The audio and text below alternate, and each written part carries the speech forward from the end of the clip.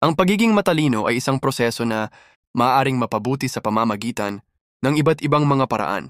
Narito ang ilang mga paraan upang maging matalino. Mga paraan upang maging matalino. 1. Pagbabasa. Ang pagbabasa ay isa sa pinakamahusay na paraan upang magkaroon ng kaalaman at maging matalino. Magbasa ng iba't ibang mga libro, artikulo, at iba pang mga materyales upang mapalawak ang iyong kaalaman. 2. Pag-aaral. Ang pag-aaral ay isang mahalagang paraan upang maging matalino.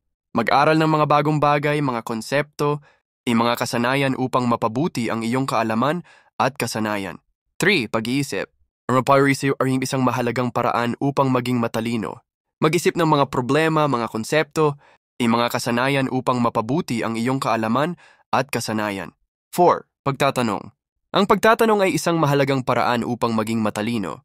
Magtanong ng mga katanungan, mga problema, at mga konsepto upang mapabuti ang iyong kaalaman at kasanayan. 5. Pagkakaroon ng disiplina. Ang pagkakaroon ng disiplina ay isang mahalagang paraan upang maging matalino. Magkaroon ng disiplina sa pag-aaral, pagbabasa, at pag-iisip upang mapabuti ang iyong kaalaman at kasanayan. 6. Pagkakaroon ng paggalang sa sarili. Yung pagkakaroon ng paggalang sa sarili ay isang mahalagang paraan upang maging matalino. Magkaroon ng paggalang sa sarili at sa iyong mga kakayahan upang mapabuti ang iyong kaalaman at kasanayan. 7. Pagkakaroon ng mga mabubuting kaibigan. Ang pagkakaroon ng mga mabubuting kaibigan ay isang mahalagang paraan upang maging matalino.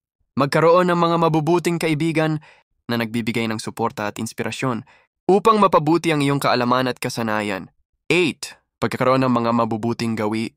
Ang pagkakaroon ng mga mabubuting gawi ay isang mahalagang paraan upang maging matalino.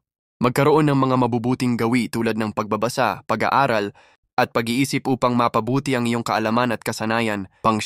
Pagkakaroon ng mga mabubuting kakayahan. Ang pagkakaroon ng mga mabubuting kakayahan ay isang mahalagang paraan upang maging matalino.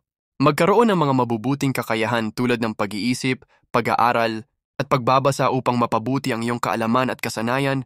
10. Pagkakaroon ng mga mabubuting pag-uugali. Ang pagkakaroon ng mga mabubuting pag-uugali ay isang mahalagang paraan upang maging matalino.